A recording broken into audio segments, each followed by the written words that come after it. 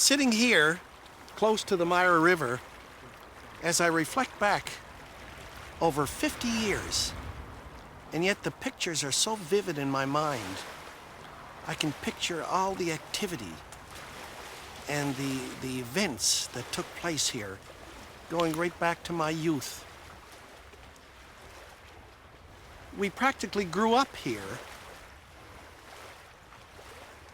We didn't think there was any other area that could compare with this.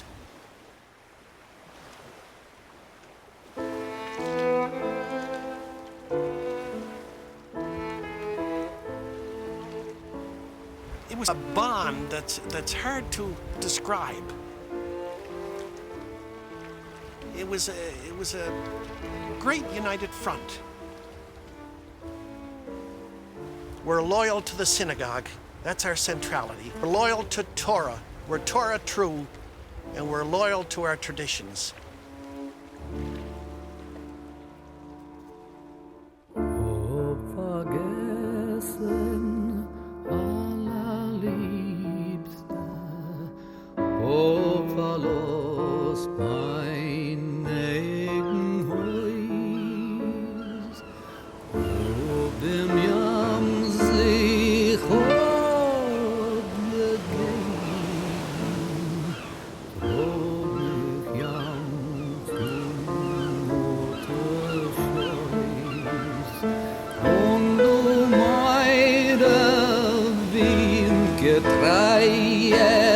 Treib mein Schiff zu jenem Breg, wo's mein Herz mit toller Fliegel sucht schon lang zu ihm.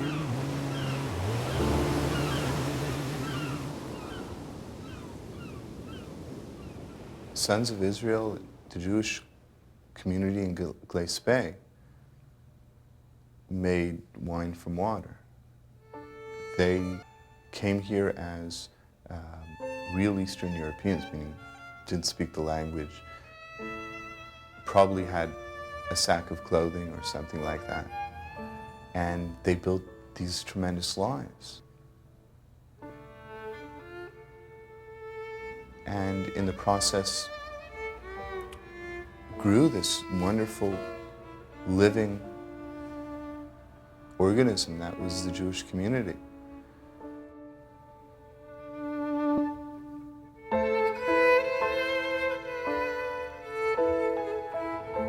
What kept them together, what defined them, was having an almost identical sense of their history and of their culture and identity. And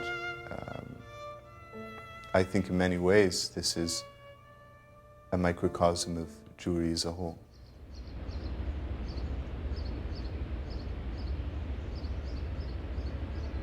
Oh, hamische Vogrueman, speaking got the clochen Satami ahi macharjen, farindrein mi fakula.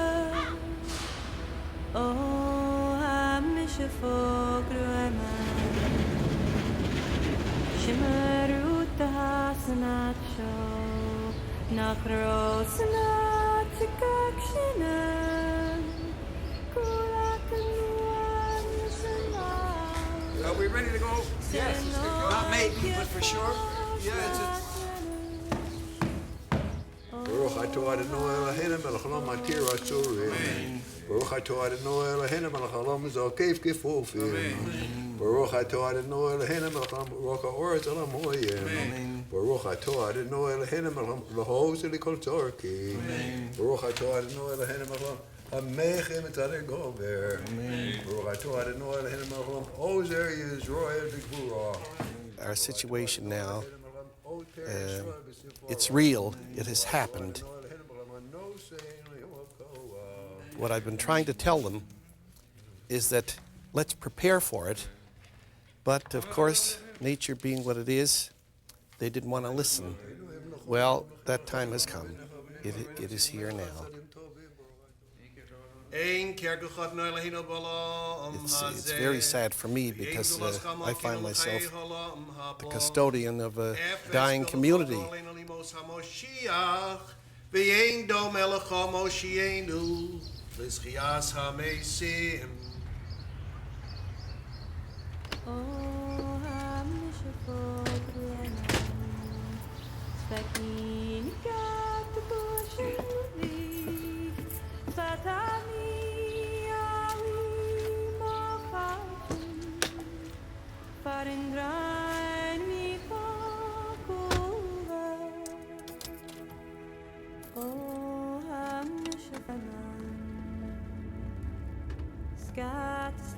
When I first took over the store, I was in my 30s, and I used to love to have some of these old-time miners tell me stories about the mines and tell me stories about my father.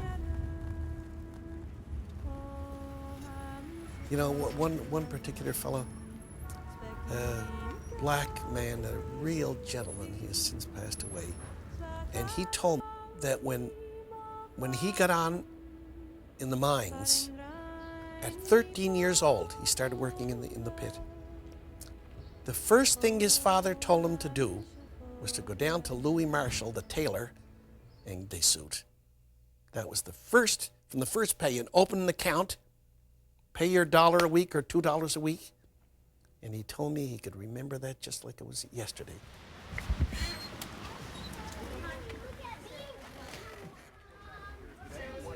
Well, he was a tailor, and he was quite an enterpriser. He accumulated property, and he had a nice business.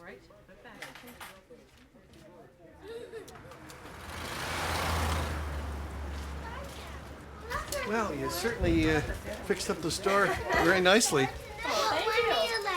You can imagine how strange it is for me. Yeah, definitely. Yeah. After how many years? Golly. Don't touch Yeah, anything. many Don't years. touch anything. Jerry, where'd you put that I guess one? you'll change the sign when Yeah, I don't know exactly what's happening. When you leave, you lose that, don't you?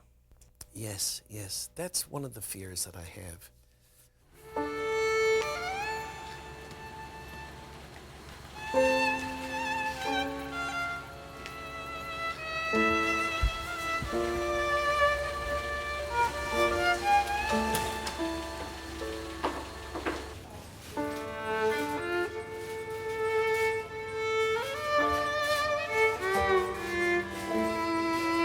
Yeah, I have an excellent memory.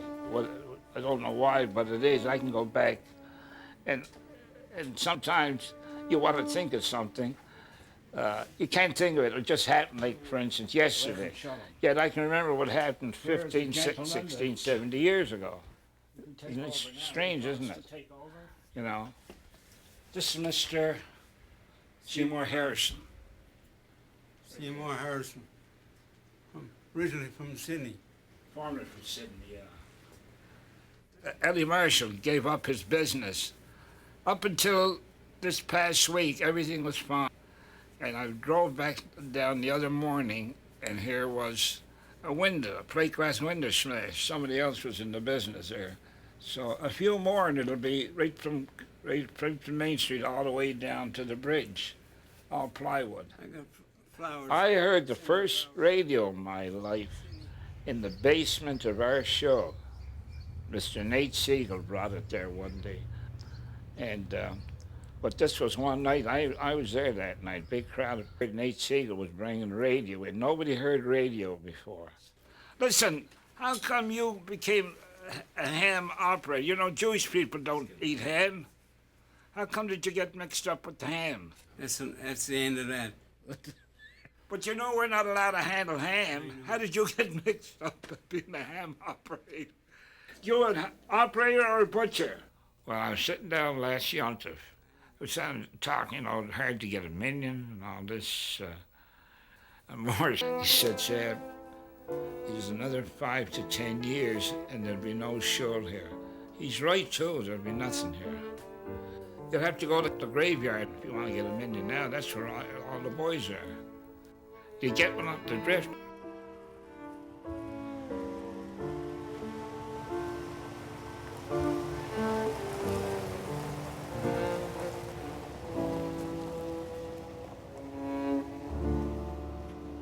Havakadisha. What is it? Havakadisha. I don't know the proper term in the Hebrew name to English. I look after the graveyard. I look after to make sure that the body's prepared.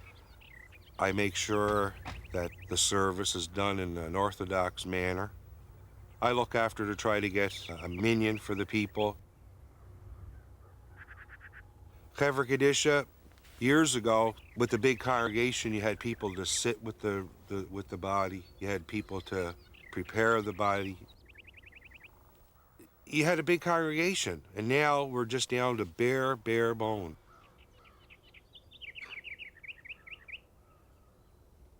Yeah, some people say that they put this all on my shoulders, but I don't mind it. I like it.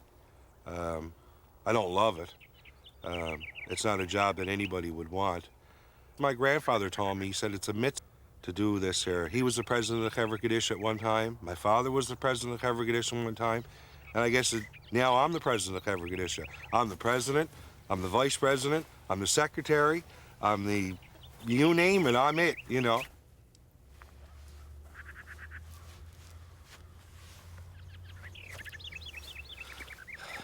Preparing my father's body, it wasn't just another so-called job that I had to do, but it was his wish that he wanted. There was things that I didn't know in the Jewish laws. I asked him, Dad, is it okay to prepare your rech, the body? And I wasn't sure. And all these questions, he says, you know, most definitely, yes.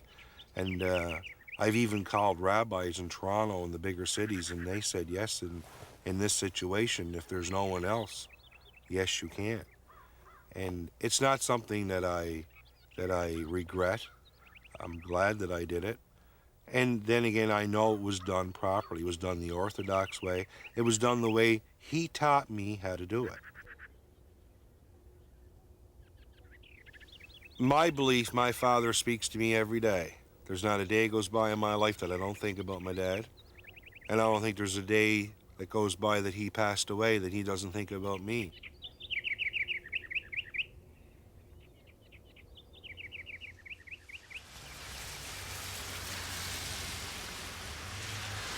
Good Shabbos. Yeah, it's said the store's all open. Heat is on. All messages take today. I should be back home from Shul by, say, 12 o'clock. See you later.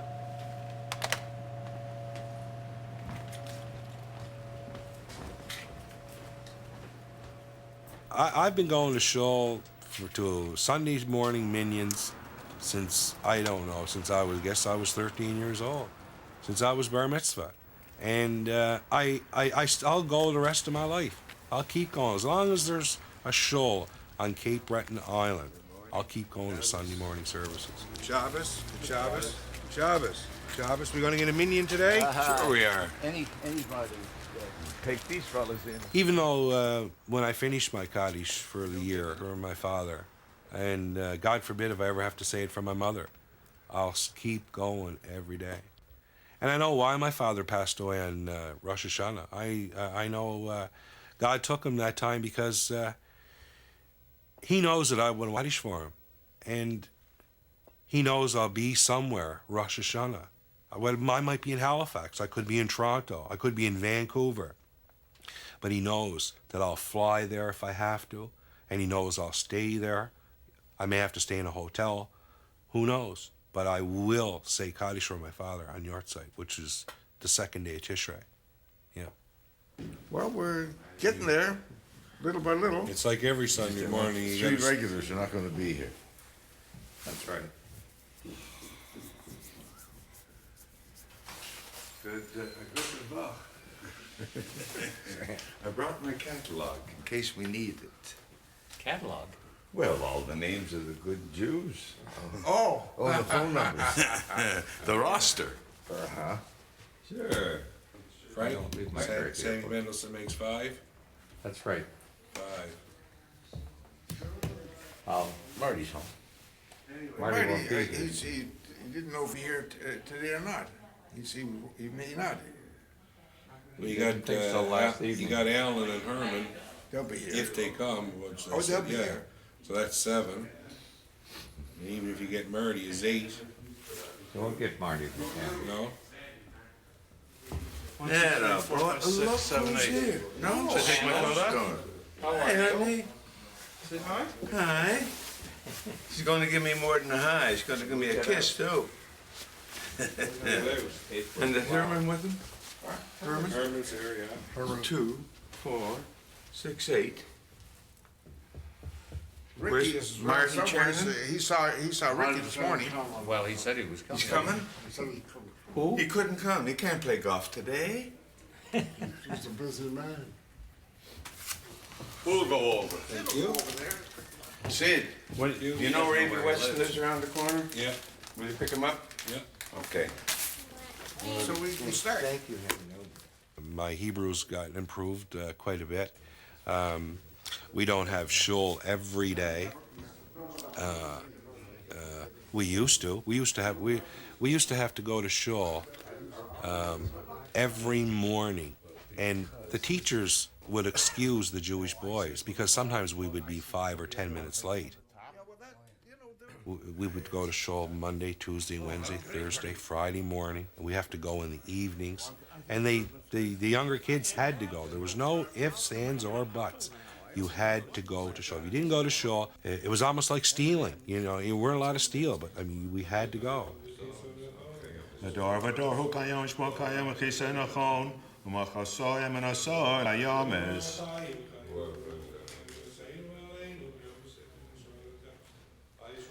I participate quite heavily in the Glace Bay congregation, and in the winter we couldn't get a minyan in Glace Bay. I had to go to Sydney. So now the Sydney shul, they've gotten me to participate. I've did Mofter once. They're asking me to do their morning service, and I'm leading up to it. Like I'm comfortable in the shul, but their way of davening is different than the Glace Bay way, and I'm trying to learn the way they do it. So, you know, and because eventually we're going to be in Sydney anyway. That's definite. Amen. Is that okay by you? Yeah, I think it's great. I think we should do it right away. I think Spain is depleting very rapidly. You know, we're in 1997 now. It's we have about 20 members. We have probably 10 regulars. But if one of those regulars gets sick, we don't have a minyan. So, and if we lose any more people to death or any illness, we're in big trouble. You know, especially for services in the Rosh Hashanah and Yom Kippur. I remember this year in Yom Kippur, I told the president of the congregation, I said, we're going to have trouble getting a minyan for Nila. He said, nah, don't be crazy. I said, I'm going to tell you.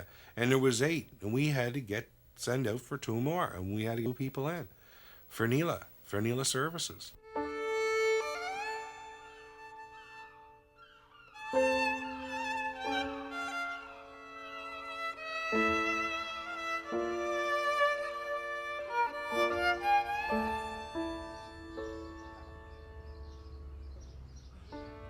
To me, a community cannot exist outside of its faith system, its belief system. And I find that from my observations of the Jewish community, the community itself is struggling. Now, again, I'm an outsider observing that the community itself is struggling because not all of the structural elements are available to them in terms, for example, of a rabbi or a cantor or whatever. Now, my Jewish friends will say to me, oh, that's okay, we're able to get along without them, which is fine. Like, and there is a certain truth in that. But a community which is able to live the fullness of its religion, of its faith, is a different community from one that can just gets along. And I, as an observer, and again, coming from a little background in anthropology, you know, my observation is that there's something sad happening.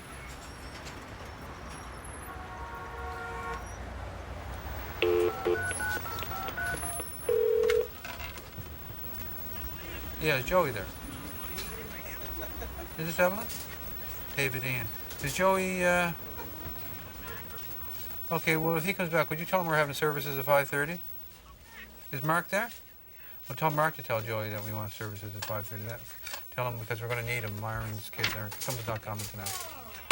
Absolutely. Well, we shouldn't say it that way, but we always need Joe. We just might need him a little more than we normally need him. All right, thanks. Bye. One more call.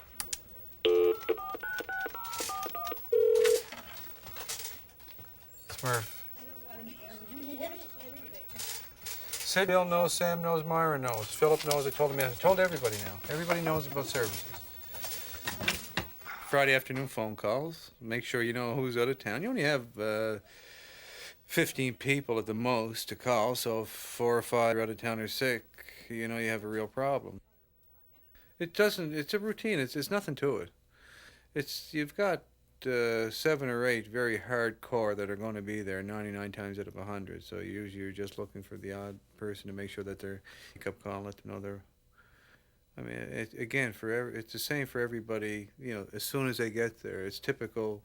This I think could be a typical Jewish shtick. As soon as they get there, let's get going, let's get out of here. And you think to yourself, if you want to have the services, why are you in such a? But it's always a way, and that seems to be the case anywhere I go, everywhere I go.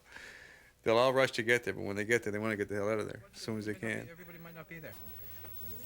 Myron, it won't hurt you to go to show. Well, listen, have someone answer the phone because the furnace in the show broke, and if we don't, the furnace in the show broke, and if we don't get the furnace show, we're not going to have a show. But I'll leave a message at the numbers that you guys never answer.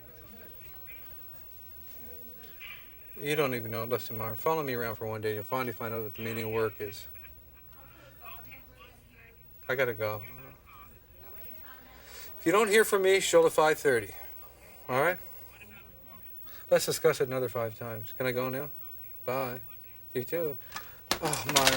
Okay. Okay. Down. Here's the. I like this. This looks okay. As good as I can come up with. Take month-end specials. Eanes, special group of men's, Brooks and Rip Zone spring jackets, 1 year guarantee. The only time that the declining Jewish population, that I am aware of it on a personal note, is when I'm out of town in a major city, a major urban area, and I get involved with the local Jewish community, and I see that there are places in the world that have more than one family my age, and it is, I do get a little bit jealous. When I was away for Yontiv in Pesach in New Jersey, when I was at the Bas Mitzvah in Halifax, and there are a lot of young couples our age that we could probably be working with and socializing with and going to synagogue with, then it sort of, the light goes on in the back of your head, I'm missing this. But other than that, it's just life. Life just, you know, it's a routine that we're used to. Take it easy. This is a nice one. Listen to this. This is from Jen. Jen Sharon sends them out. It's the Cemetery Perpetual Care Committee. 2 of the people on the committee are no longer living. Len Shalom, Ben Lipkis. Dear friend, this is just a form letter that we send out. This is nice. I've never seen it before. Shalom and best wishes from Congregation Sons of Israel. I know you are always interested in the welfare of our Glace Bay congregation. With dwindling numbers and higher costs, the task of maintaining traditions and facilities becomes more difficult. On the positive side, we are maintaining all services at Shul, brackets without a rabbi, and bringing a cantor in the high holy days. However, we need your help in the constant repair and upkeep of the cemetery. It is most important to lend dignity and respect to our loved ones who rest there. I know that you have already shown your interest and support, for which we thank you. However, to facilitate the necessary work and planning for the future, we ask for your voluntary contribution. Please make checks payable to Congregation Sons of Israel, mailed to the above address. A receipt will follow. It's very nice. I'd never seen all the years that they've been sending this. It's the first time I ever saw that letter. So, David, what are you going to do when Congregation Sons of Israel closes? We'll have to go to Sydney, congregation. That's all we can do. Okay, our keys are. Okay. All set. Gotta turn out the lights. Do do do do do do do do do. We're going to have some.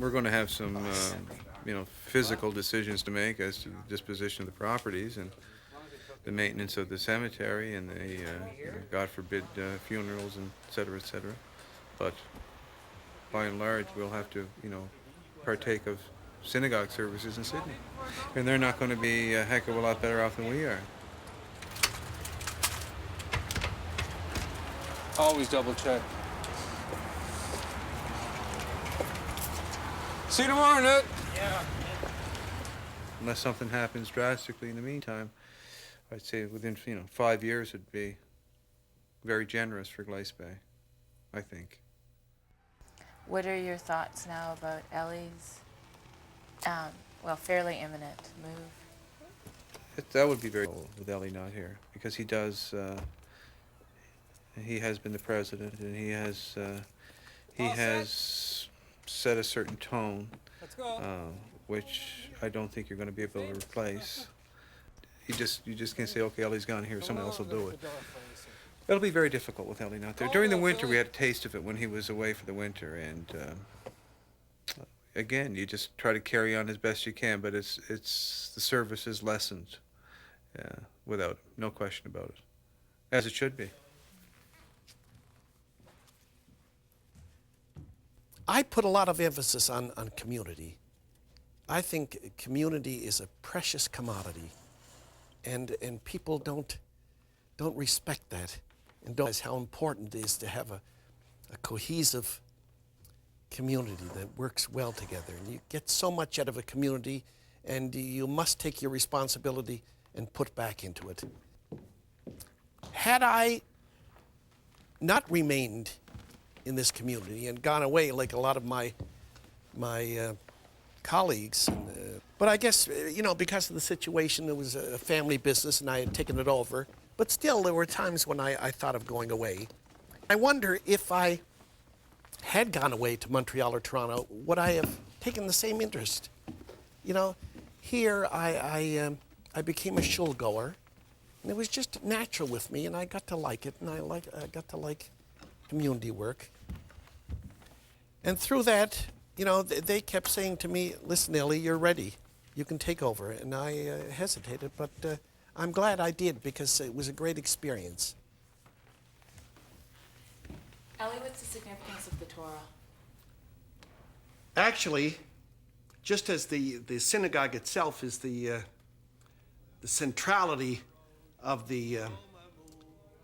our community, because it's all our activity is centered around the synagogue. This is where we meet, this is where we pray, and actually it is the center point of our whole functioning of our community. The Torah would be the most sacred article of the Jewish religion. Your hands are cold too? Yeah. To be Torah true is means the whole significance of our prayers and our religion. When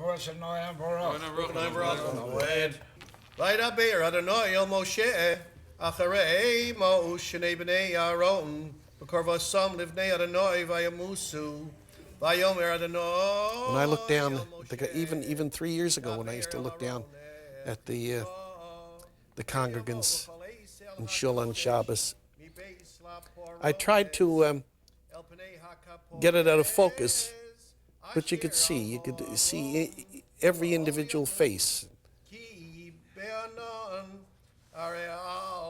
Half of them were over 80. So I mean, what kind of miracles can you expect? And when I first became president, within 2 years, I think I delivered about 12 eulogies. And that was something that was very emotional for me. You know, rabbis they're used to it, you know, that's part of their, but to see, you know, the community is dying and to see the individual members dying away and have to, you know, talk about them and deliver the eulogies, it was a tough proposition.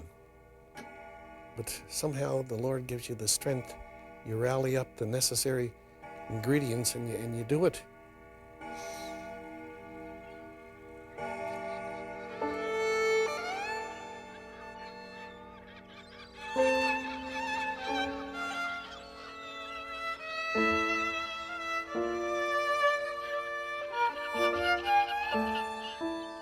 Just trying to get rid of all the stuff that you can't have for Passover, okay? So these are the most expensive cheese bagels in the world. Well, they came from Ottawa. We got our son to pick them up when he was coming home. He borrowed his landlord's car. It started to snow, and it cost us $1,000 for the deductible in order to get those cheese bagels. So 2 dozen cheese bagels, that's 24 at $1,012 or something. So yeah, I'd say they're the most expensive cheese bagels in the world, wouldn't you? No, I mean, the future is... The future is bleak. If we don't bring people in to come here to live or so on and so forth, they're not going to be. And Glace Bay don't join with Sydney or vice versa. And we're not going to have even any. then, how long can this community last? You know, everybody, they refer to me as the kid. I'm 57 years old. And I'm one of the youngest in the community. But there are so few young people. I mean, there is no future for this community at the moment. We raised our children to move away, basically. And We need more corrosive. I much prefer the type of life that we lead here in Cape Breton than the life that we would be leading if we lived in Montreal or Toronto. But, you know, at the time, this was held as the ideal, that to be bigger was to be better. There's no community left. And you know, it's not only in terms of the Jewish people in Cape Breton. You know, it's long been said, Cape Breton's biggest export is brains. It doesn't surprise me at all that the younger generation goes away, that they have to either marry outside their faith or go to Montreal or Toronto to find someone within there, which I know sounds terribly fixed or something, but it doesn't surprise me that these things happen.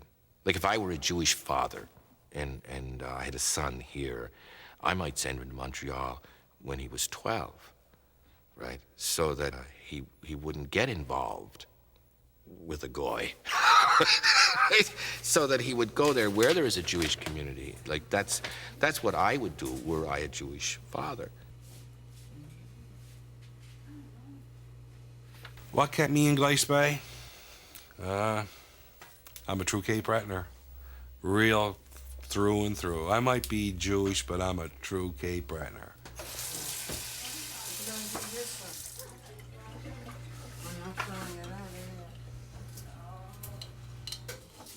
I was in Toronto in 1977. Enjoyed it. My dad took sick. So I came home. I come home to work in the business, helped him out, and I told him, I said, I want to go back to Toronto. He wanted to move from here. But then when I came back home, we got into a little business. We bought some apartments. We fixed them up, and we were a team. Then he said, Sid, look, he said, we got a real good business here. He says, why don't you take it over? And I said, Dad, I don't want, as long as you're in the business, I said, I'll stay here with you. But I said, I don't want no part of the furniture business. I'm a plumber. I said, I'm a mechanic. I don't want to be here. As long as you want it, I said, I'll stay. As the years went by, hey, I got to do something. I know the business. I enjoy it. I love being with people. I love selling. I love to bargain. I love to barter. And those things my father taught me. He taught me how to run a business. He taught me how to buy. He taught me how to sell. He taught me financing. My dad. Him and I were inseparable.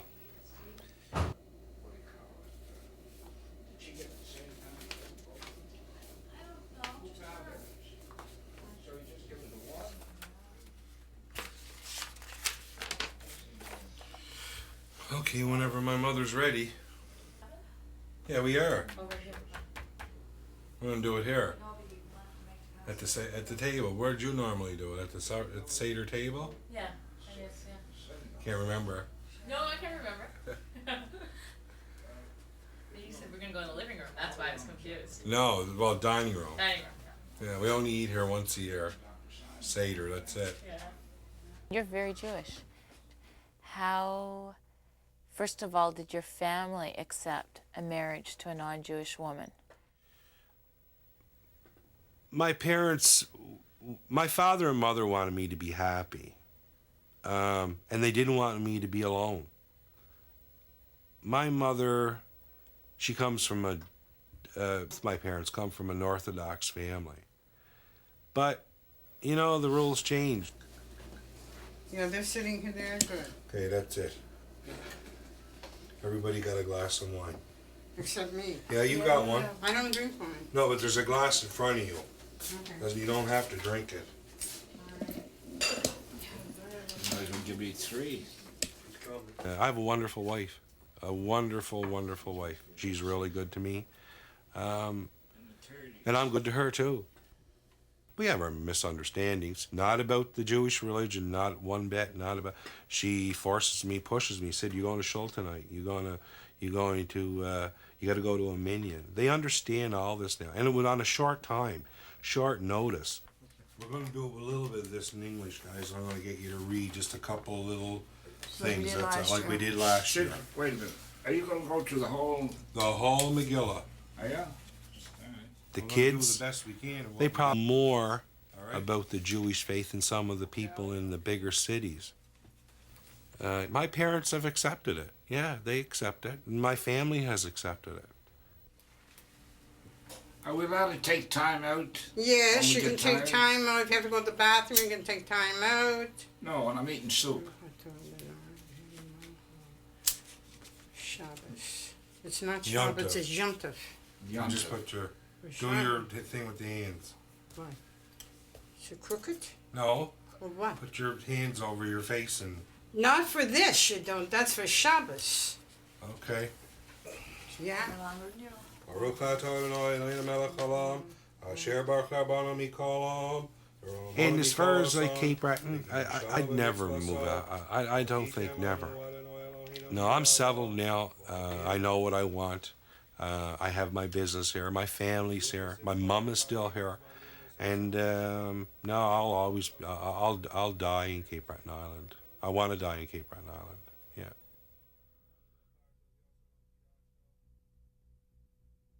People outside of Judaism have trouble understanding the concept that, well, if you can't get a minyan of men, why don't you include women in the minyan? And I'm just wondering how you feel about that kind of suggestion. Well, I guess it's when you ride a bike. You never forget. You never forget how to ride a bicycle. And you never forget what your grandfather told you. Never forget what your father told you. These are the rules that we abide by in an Orthodox shul, an Orthodox synagogue. They've tried it. It won't work. You're not pulling that stuff on these people down here. They want, it's a minyan is 10 men, not 10 women, not 9 women, not 9 men in a Torah. It has to be 10 people. They come from the old school. These guys, most of these people came from Poland, came from Russia. You're not changing. You're not changing their outlook on the Glace Bay community, especially. We're a thick people. People would say that you could get another 10 years out of Congregation Sons of Israel if you would allow women to be part of the minyan. Here? No way. Are you kidding? You'd have to turn me into Reform or Conservative first. And when you start that, I can kiss it goodbye. For me, that's a foolish gesture. Somebody else maybe might strike. You would, wouldn't you? If you had your way, you'd go along and do it. But see, you're different. I'm different. I was brought up the right way and you weren't. No. Did I say that right? It's very difficult for ancient structures to make room for these new realities. And so like within our church, the Catholic Church, for example, women are still not acceptable as priests, as clergy. But I think that we will grow through that. That's part of our restructuring. I believe we will grow through that. And at some point, somewhere, whether because they're forced or because suddenly there's an awakening, the eyes open, and someone looks at his sister or his mother or his daughter and says, she is a person. My golly, she's a person. And at that point, those questions, that question you ask me, stops becoming a question, right? Because then you say, like, if it said 10 men, they meant 10 people, right? And because women were not considered to be people at that time, like not important people anyway, like the father, the son, and the cow, right? After that came the wife, right? So why would you make space for a woman in the Minyan, eh? But now that we realize that what the revealed truth of Scripture, whether Old Testament, New Testament, whatever you want to call it, the revealed truth of Scripture talks about people, not about men or women or children, orphans, rich or poor, it talks about people. So just like I would not dare to advise the Jewish community, but I would say that like we will come to the realization at some point, and I believe the Jewish community will come to that realization. And these questions will be looked upon as having been part of our past. I hope not angrily or hatefully, but rather that's where we were then, and here's where we are now. To me, it's just like a joke. You know, I wouldn't belong, to be honest with you, I wouldn't belong to it. So then, Sam, what are you going to do in the synagogue when Congregation Sons of Israel closes? I'll go up and join St. Anne's Church. Because what's the difference? Women are really, according to Halakha, not allowed to touch the Torah, not allowed to come up on the bimah and take an aliyah. And I see that as, as almost wrong. There's certain things I understand, some of the reasons why that goes on. But I would be flexible if it was up to me, and if we had the wherewithal to continue, if we had an influx of people, and they demanded that we change some of the, laws of the Orthodox synagogue, I would change over. I would be flexible enough if. This is interesting. You obviously feel very strongly Yes, about this. Yes. What have you done within the Glace Bay congregation to try and facilitate this change? Well, every time we attempt to make a move that way, there's a few of the men that I know very well that they wouldn't go for it. So it would be hurting us, although it would be a help.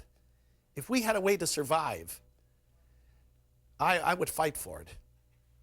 Do you not think that is a way to survive? Yes. Yes, it is a way to survive. Give me a half a dozen couples in their 30s or 40s, and we could continue on. We could go on as a viable community. Because the whole centrality of our community is the synagogue. The fact that we meet and get a minyan every Shabbos, Friday night and Saturday morning, that's what kept us together. We're known far and wide for having that great effort. to keep the shul doors open. And we've done it. Bless our home and our dear ones with the light of thy spirit. Amen. Okay, where do we do? Baruch atah Adonai Eloheinu melech haolam asher kidshanu b'mitzvotav v'tzivanu lahadlik ner shel Pesach. Amen. Death is definitely not the word to use. It's certainly the eventual end of a specific community, but I don't see communities as these individual units. Quite the contrary. This is part of the whole, and it's what makes us who we are, that some parts grow and some parts wane, and that's life. We individually, we're born and we die, but ultimately, since we're going to have to die, and since communities will ultimately get smaller and stop functioning as a community, the only question is, what did you do? You know, as an individual, what did you do in your lifetime? How are you remembered? How did you contribute to other people and to the generality of Jewry? That's what is most significant about this.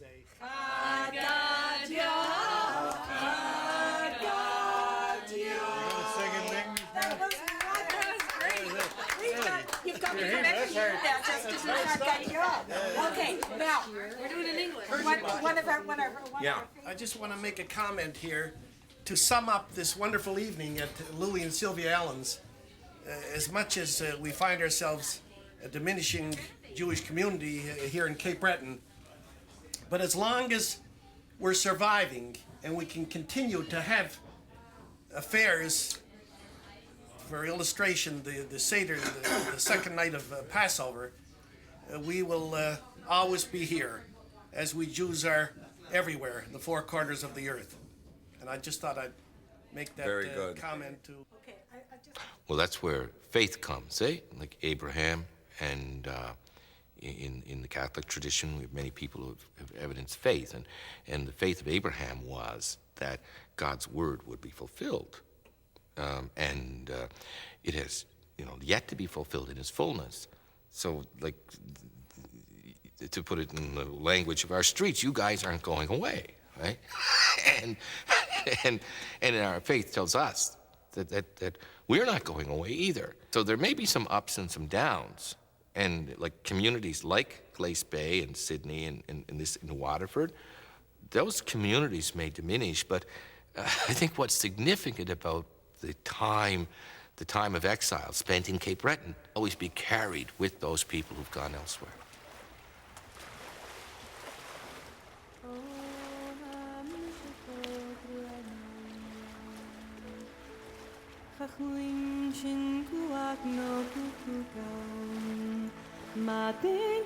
There is fishing on the river, swimming with noted skill, surfing for the talented, no notice of a bill. You can sunbathe by the water. There's boating of any sort. But hark, do I hear davening?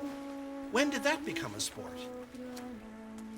There is dancing on the shoreline, a festival on the bay. You can sing along the beaches, but listen to what I say. Moses walked the cool, clear aqua. Noah sailed his famous ark. But Mira on the Mira? Is that still popular after dark?